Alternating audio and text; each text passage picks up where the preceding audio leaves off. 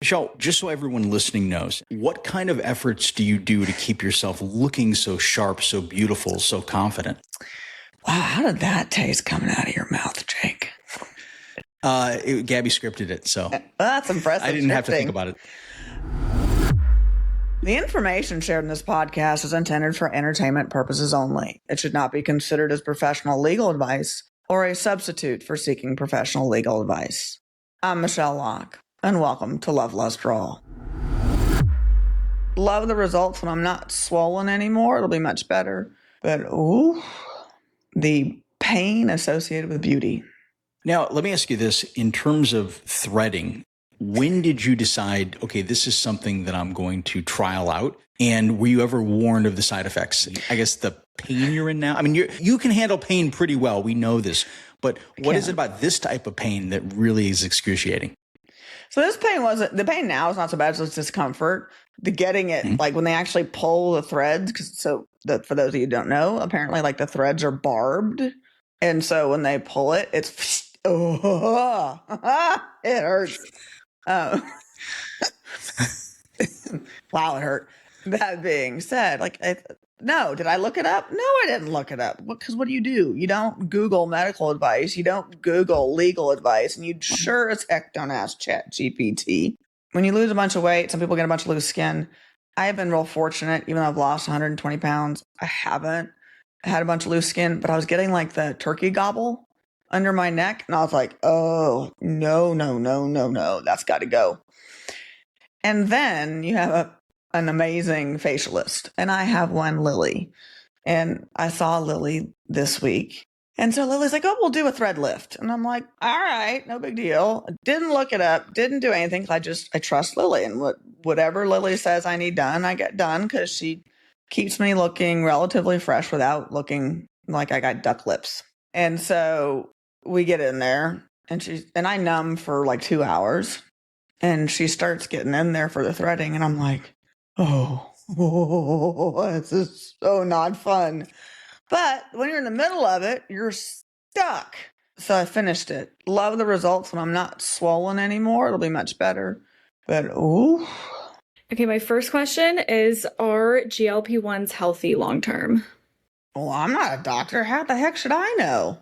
But it is my understanding that they've been around for a couple decades. Like GLP-1s are not new. Is this the same thing with something like Viagra was a heart medication and then all of a sudden it had this positive side effect for men? Is this the same thing with GLP-1s? They were used for something else and all of a sudden, wait a minute, this could be a really effective weight loss drug. My understanding is they were used for diabetes. My understanding is that Medicare is about to approve GLP-1s for Medicare patients because of the added health benefits from them. And Jake wants to jump in. I have a hot take on this. Michele, you've compared me to a snail on his last slime before. I love that. So we know that I'm slow it's like molasses to adopt certain things, right? You are. I do a lot of research. Like I wear contacts and they're completely irritating today. And I still have not considered LASIK because I'm like, well, I know it's been around for 30 years, but let's just see what the side effects are. I'm just telling you, I'm not that extreme when it comes to a lot of things, self-help or betterment or things like that. I believe that regulation is now compromised in many ways in terms of understanding it. I'm not saying it wasn't compromised before, but I think we're in a climate where we're rushing to get certain things out, right? Certain drugs, certain things to make a lot of money. I think it really does depend upon the person. I think you have to talk to your GP, your general practitioner, and really understand if this is healthy for you, not is this healthy for me today, but in 5 years, what could happen? What are the risks? So I agree that you need to be intelligent about the decisions you make and think about the consequences. But I remember what my blood pressure was and my mental state shortly before I started GLP-1s. And a combination between my doctor and medications saved my life. And so I'm good with it. I mean, it's been life-changing. I mean, I've been on a weight loss journey now since 2021 because losing weight with some underlying health conditions, it was damn near impossible, no matter what I did. And I haven't felt this good with this much energy in years. And they've been around a lot longer than people have really wanted to talk about. And I got to tell you, and this is what really makes me cranky, is people are like, well, you don't know the side effects. Well, I know the side effects of being obese, and that's death. So anything short of that, I'm probably doing okay with it. Like if it's a choice between me being extremely overweight and all the consequences that come in with being obese or some side effects, I'm going to take the side effects. What do you think about people using GLP-1s who aren't obese but simply unhappy with like their body image? Because it's very easy to get them now. So, minus mental health issues like anorexia, bulimia, I'm a firm believer in that you do you so long as your boat doesn't rock mine and as so long as you're not harming anyone and you're a consenting adult. And Michelle, we're both old enough to understand this. There was a time at grocery stores where they used to sell something called Dexatrim at the checkout stands. Oh my right? God, They would have the these weight loss little drug. weight loss drug. I remember. There were other things out there. God, that was 80s? It was 80s. I That was 80s. remember. So they had these little appetite suppressant pills that you would take. Then let's cut to like the early 2000s. Anna Nicole Smith is selling Hydroxycut, if you remember that. I had an incident with Hydroxycut in law school. And I remember taking one, and I was sitting in my legal writing class, and I could feel my heart racing, and I did not feel good at all. And so I put my head down on my desk in my legal writing class. Now, I already had a problem with that professor. That professor didn't like me, and I didn't like her. And so she called me. Ugh. We left class, and y'all, I did not feel good. And so she was at the top of the stairs on the second floor of the law school. I was getting ready to walk out because it was lunchtime. I think I was done for the day. And she starts yelling at me from the top of the thing, Miss Little, come here. I need you in my office now. And I was like, I'm going to lunch now. And I was like, all right. So I went up, and Professor Cheryl Buskey, I'll never forget her as long as I live. I got in her office, and I still felt awful. And she continued to tell me how disrespectful my behavior was in class because I put my head down on the desk. And I told her, I'm like, I didn't feel well. I don't feel well. I didn't go into reasons why, but I just didn't feel well. But man, I got in trouble because I put my head down on the desk in law school because I could feel like my heart racing. I never took that shit ever again after that. And that has since been outlawed. Every medication has a side effect. There's pretty much not one thing that doesn't have a side effect. No, and if you listen to the commercials, they scare you off from they cause diarrhea, heartburn, blindness. If all of a sudden you stop breathing, stop taking, and go to the nearest emergency room. It's every one of those commercials says. Something that I talk about a lot with my friends. I'm pro doing things like getting work done, getting Botox, if that is going to make you feel confident in yourself and in your looks. Absolutely, more power to you. But something that I've been talking about with my friends who have either like younger siblings or are in some place of just like mentorship with girls in like middle school or elementary school is some of my friends have had work done, and they've thought they're struggling a bit right now with this concept of how can I empower these young women to feel body confident and beautiful, and especially in such an awkward time in their lives, to feel this way about themselves while also getting work done and making that okay, to also say, well, it's okay to do this because this is what's going to make me feel confident. I don't like Gabi asking the questions. These are not softballs. I don't like a softball. That's a really tough question. I don't even know that I have a good answer for it. I mean, because it really is a struggle. Because if you've got young kids, you want to teach them, especially young girls, that they're beautiful, that they don't need it, that they, God made you the way you are and you're beautiful that way. And I think that's how you raise them. The work that I get done is not to change necessarily how I look. It is a little bit. I mean, yeah, it is. But it's more like to slow down the aging process so that I'm never going to be 21 again, right? Like I'm never going to look like that again. But I'm not ready for like the saggy chin. And so I'm not trying to change fundamentally who I am. I'm just trying to look fresh. That's probably how I would spin it. Because for me, it's really, I'm just trying to slow down the aging process just a wee bit. I don't want to change fundamentally who I am, but when you were younger and 18, 19, 20, you had fuller lips. And everyone knows as you get older, that upper lip slowly starts disappearing. I'm not ready for that yet. No. Do I want duck lips? No. But do I want my lips kind of like I was when I was a little bit younger? Yeah. So I think for me, it's a balancing act. It's a balancing act of teaching them that they're beautiful where they are. And as they get older and have time to reflect and grow and decide what they want to do, that it's okay to do some things.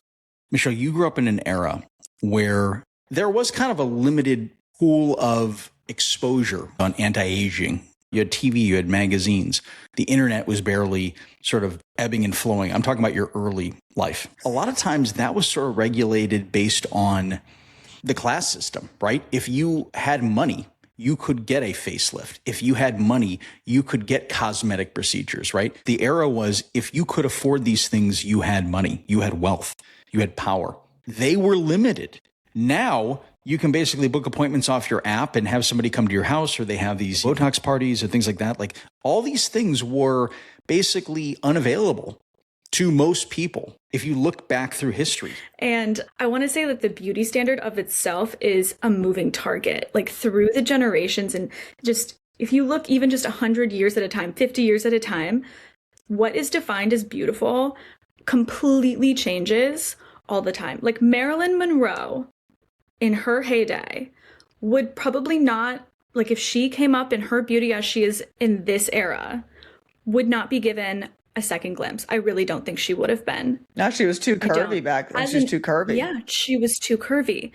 As an actress, she was like an amazing actress, and she had this certain like je ne sais quoi, or, you know, but her actual looks, like she wouldn't have been what they call like a sex icon nowadays. Nope. When it keeps going back, like having more weight used to be a sign of being wealthy and being well fed, and that was very attractive. People married more for those reasons versus like people who were really tan.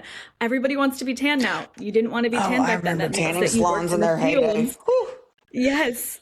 Childbearing hips were a big thing back in the Middle Ages, by the way. Yes. It's crazy. Yeah. Yeah. So it's so different. All I can think of is let them eat cake. Like, that's all I can get in my head. No. Cake. Let them eat cake. We're not in that era anymore. So when it comes to social media, you see a lot of people gravitating towards trends, whereas there was a life cycle of a trend, what you should look like, what your waist size should be, all these sort of criteria for what beauty is. Now it's exploded because it is about embracing who you are, but with a little fine tuning. Filters, amazing tools. How does that differentiate between both of you? Because Gabi, you're coming at this from a different perspective where you have been exposed to so many different ways that you can beautify yourself, that you can embrace who you are. But at the same point, there's a lot of criticism because as many people who want to jump into the positive pool, there's so many negative people that want to tear you down as well. That's such a good question, Jake. I can't speak to what it would have been like to grow up without like immediate access to all of these impossible to achieve models of what you should look like. I mean, I remember being in middle school and we were all so obsessed with the Victoria's Secret angels and like the fashion show. And I remember reading a book, I think it's called like Not Your Angel or something. And it was written by a former Victoria's Secret angel. And she was talking about how when they did this big competition every year where they would actually have to compete, and it would be like hundreds of models would apply to do this thing. And then they would have to go through this like series of like a boot camp and all this stuff. And she would like be starving herself and just be going through the worst kinds of things. And I'm not saying that this is what models do now or saying that this is like the standard now for VS either. But she talked about the first time she ever got the cover of like a big magazine, she looked at herself and she went, I don't even look like myself. Like they had edited her to high heaven.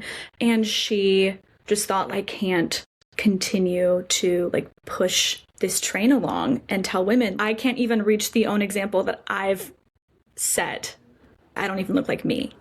And so there is this big movement. I mean, I look at like the Dove Beauty campaign. I feel like that one there was many before that, but that was one that caught so many people's attention and started making this like transition. There was plus size models, like Ashley Graham spearheaded that whole movement. I think, in my opinion, she did. And she's incredible. I think that you have to do like your affirmations. I'm not even kidding. Like look in the mirror and just be like, I am beautiful. And also put so much more of your worth in you can't put like your identity or your worth in how you look, because at the end of the day, all of that fades, and you almost have to call out the lies so specifically and like remind yourself like that is a lie. That's a lie. And I do not have to compete with these people, and my worth and my value in my looks are not based off of what these people's opinions are. But it's hard. Every single day you have to rein yourself in and say, I'm not going to post this, or I'm not going to edit this photo. I'm just like, I want to be happy with how I look and who I am. And there's a certain sense of freedom and joy in sharing that and feeling confident and healthy. Confidence will lead to beauty, because beauty is about confidence, right? Beauty and insecurity don't work really well together. And we all have our insecure moments and all this. I mean, you know this, Michele, from everything, is there were a lot of moments, and if we can get personal here for a second, is that you hid behind things. You avoided things because you did not feel beautiful. You did not feel confident. You are now in an era where you are not only accepting yourself, but you're actually appreciating yourself and you're actually loving yourself. And that took a hell of a lot of time and work. At this stage in your life, you have really embraced your beauty. Yes. Okay. It's remarkable the kind of grace and style that you put out there now, and it's comfortable for you. It's almost like this was hiding for many years. Where has this Michele been? Yeah, that's a good question. This is probably the most confident I've ever been in my own skin, which is crazy that at now almost 49 years old, that like I'm okay. Like I don't look at others and go, oh, I wish I had that, or I wish I looked more like that. I'm really okay with who I am. No one is perfect. Even the supermodels that are on, the stage and have their pictures taken, y'all, it's all airbrushed. And I think, Jake, I talked about this before, and Gabi, we may have talked about it before, but for me, that's artwork. That's not the real world. That is a finished product that is designed for a particular purpose and an intended purpose. And it's just not real, but it's nice to look at. Like I just came out in InStyle magazine online. And that for me was kind of like a lifelong goal. I remember being a kid, and it comes to go back to what Gabi says. I was never taught to value anything about myself as it related to looks. It was exclusively brains. It was, you get the straight A's. I think I remember my father telling me that a social life was a wasted time, wasted energy. Friends were a wasted time, wasted energy. My mother, I wanted to be a cheerleader so badly. And I wanted to be popular. And my mother would never even let me try out for cheerleading. She's like, it's a useless endeavor. And so I never got to do that. And I always wanted, like my grandmother always called me Brooke Shields, and I always wanted to be a model of some sort. Like I really did, but I didn't fit the Kate Moss prototype that were the models when I was in high school. It was the waif look. And y'all, I've never been a waif in my life. My chest in and of itself would be prohibitive for me from being a model back in the 90s when it was that I wanted to do it. And then now, like I did that in style, and I'm just like, I did it. And I did it as me.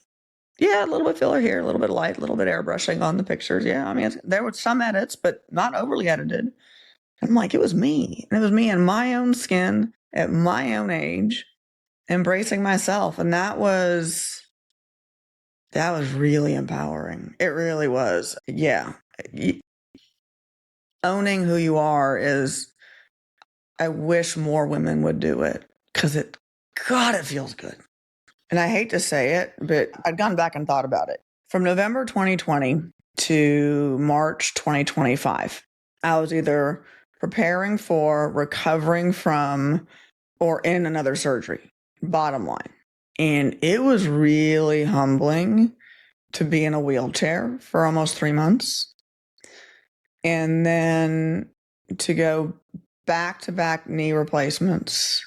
And I finally, because I remember right before one of my knee replacement, I was looking for a new place to live because I left my house. And I couldn't even go on the tours because it hurt so bad to walk. And after my surgeries, I was able to walk pain-free for the first time in probably a decade. And that gave me an effort attitude. I'm just going to go do it. Now I'm so limited in some of the things I can do because, if I injure my neck, I got a problem. But it really, for me, was I got to stop living on the sidelines and living life again. And I wasn't going to let this opportunity to do that go by me. And so now and I hate the YOLO because it's not really YOLO. It really is. I want to be able to look back on my life journey at the very end and go, I fucking crushed it. I do. And with that, I'm going to dive in. I'm going to put my neck out on the chopping block. I'm going to take the big swings. I'm going to swing for the fences because what other chance do you get? And no one's going to do it for you. So get out there and swing. Take that big swing. And you may be surprised. I know I've been, and I wouldn't change it for the world. I'm also going to say, I'm going to 100% agree with you. And it has to feel so good to be on like the cover of a magazine and look at yourself and be like, you have to look at this young version of yourself and go, you almost wish you could call her up and be like, you won't even believe what's going to happen in a few years. That was fantastic. And you actually, when you said put your neck on the chopping block, I thought of something I want to introduce here, which I've workshopped privately. No. We're going to do a segment called Hot Takes, High Stakes. Oh, Lord. Okay. Michele, we're putting you in the hot seat. Done, son. I think so. LFG. Okay. Michele, in the news recently, there's a story of a judge who has been accused of stalking someone. How would you like to weigh in on this? I've heard the case. I've read a couple articles about it. She allegedly began the stalking in May of 2024, according to court documents. Her victim, an attorney, filed a temporary protective order on January 12th, which was granted on January 16th. The victim says they were stalked about 300 times since May of 2024. The judge allegedly admitted to the police that she was stalking the victim and was jealous of their relationship between the victim and their boyfriend. Court documents say the victim's boyfriend had an on-again, off-again relationship with Rob that ended in 2021. The documents allege that Rob was asked multiple times to stop, but did not, and that the victim's boyfriend spoke with Rob, and it's ROBB, that's the judge, on the phone asking her to stop. Rob allegedly stalked the victim at a rental house, the streets around the rental house, her Pilates class, and multiple restaurants. The victim said Rob made her feel terrorized, frightened, intimidated, harassed, and fearful for her safety. They invested almost $15,000 in security and alarm systems at the rental home and then a new home. They filed a police report in December of last year. I think that because of her position of power, she should have known better. Okay? Oh, absolutely. This is not something that should have gone. It's inexcusable to me. And someone speaking to so many stalking survivors, but to that context, she understood that she had put herself in a position where she was engaged in criminal activity. That is a very challenging thing, I think, for most of us to understand in terms of like, well, how could she do this? How could she risk her whole career to do this, especially knowing better that she shouldn't have done this and shouldn't have perpetrated this? I think it's a very important thing to understand is that because I deal with stalking survivors all day, I have much less tolerance for leniency when it comes to stalking cases across the board, because I think once you do it, you have the capacity to do it again. She announced her retirement on January 22nd after a temporary protection order was granted against her. Yikes. by her resigning, leaving her position, what does that tell you? It tells me that so she retired, which means she'd served for a very long time to be eligible to retire. And that to me is her acknowledging she did wrong and saying it's time to step aside. I mean, that's definitely an acknowledgement of it got away from me. I mean, and I think the numbers were like she'd either contacted or driven by this attorney's house like 300 times. What was I remember when I read it, I was like, holy cow. She should have known better. Yeah. Okay, I have no way to say this other than she should have known better. There's no reason whatsoever from this capacity. And also, this is the thing I want to mention too. When you engage in this kind of criminal behavior, you really do have to look back not only at her legacy, but also some of the decisions she's made. Okay, you really have to do that, especially when it comes to survivors. What kind of protection? You know what I'm saying? If she's going to be lenient on herself and she's going to engage in this behavior, what kind of decisions has she made when it comes to other people dealing with stalking scenarios if she sympathizes? One of the things you and I talked about is you don't excuse the behavior, right? But it's the mental health condition. This judge appears to be about the age, because she's been serving now since 2006 on the bench. She was appointed in 2006. So she's been on the bench for almost 20 years. And so she's at the age where our hormones as women begin to really change. And if you look into some of the studies, like there are some women that go crazy during the change of life. Like it's a legit thing. Like it really is. And so while you don't excuse the behavior, it's like, is this a hormone thing, or is she really this crazy, or is there some mental health issue? I mean, usually we're stalking, especially if someone says stop stalking, when you keep doing it, you got a problem. But I'm not excusing the behavior, but Lord have mercy. And then she admitted to police, allegedly. I mean, that's what she's announced her retirement after she allegedly told the police. Here's what this echoes for me. If you know the case, and I'm sure you do, the assassination of Harvey Milk and George Moscone in 1978 in San Francisco, where Dan White, city supervisor, came in and executed both of these men, basically disgruntled that he lost his job.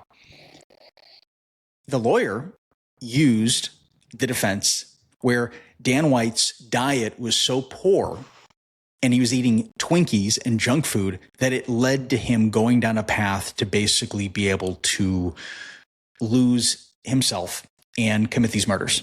And it's now well known as the Twinkie defense. He got a very light sentence for this. He was out within a couple years, ended up committing suicide later. But the reason I'm saying this is that you look to this position and you say to yourself, the behavior is one thing, but we do have to draw the line on where somebody's having a bad day, they're depressed, they lost their job or whatever. Does that give them excuse to commit crimes? You as a judge know this. There's nuances in everything. What we're getting from the report you just read, we're not seeing the whole picture. We're seeing sound bites. We're seeing bits and pieces. 2 cents to throw in. Here's why.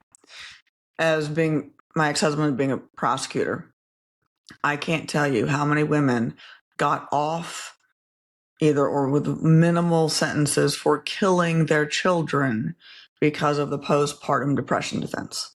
We had a case, Norma Bustillos left her child out on a levee, newborn, died from exposure. And she did it, like that wasn't even a question. And because her sentence was under 10 years, I think the jury sentenced her to 6 years. I forget, I'd have to ask Rick.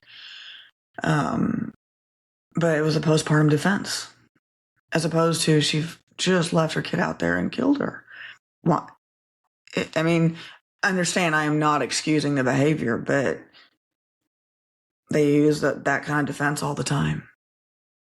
There are nuances to every case. And as I mentioned before, we're only getting a snapshot. I'll tell you, when you say like the postpartum defense, I know many of my friends who've had babies and suffered from postpartum depression and have managed not to kill their children. And they were like hospitalized due to how deep their depression was. And they still didn't do that. So you have to go, what other level?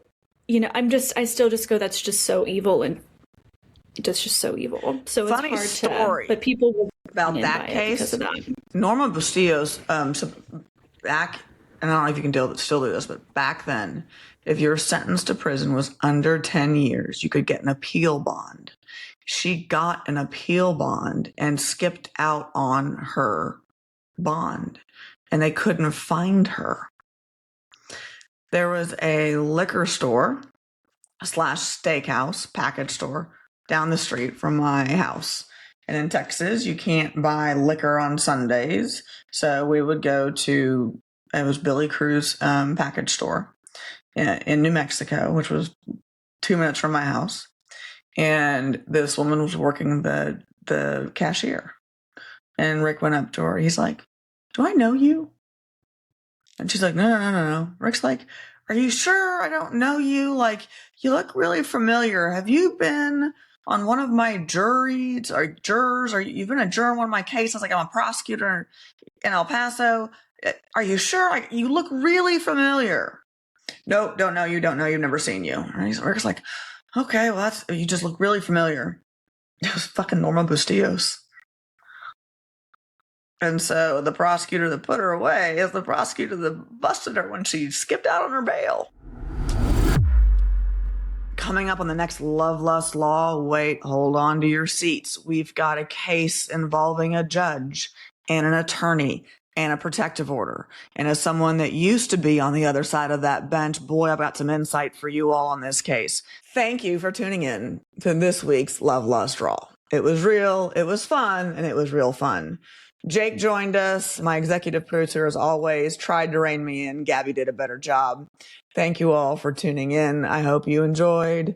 Tune in to our next episode. Subscribe and listen. Thank you. Perfection. I'm going to stop that. We've come a long way. We have. Oh my God. Have we ever? We all have.